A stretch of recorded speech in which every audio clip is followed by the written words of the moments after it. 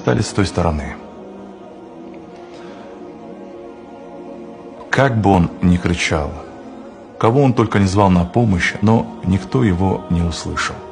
Почему? Потому что, во-первых, это сейф, это под землей, толстые стены, толстая дверь, и мало кто, наверное, знал об этом месте вообще.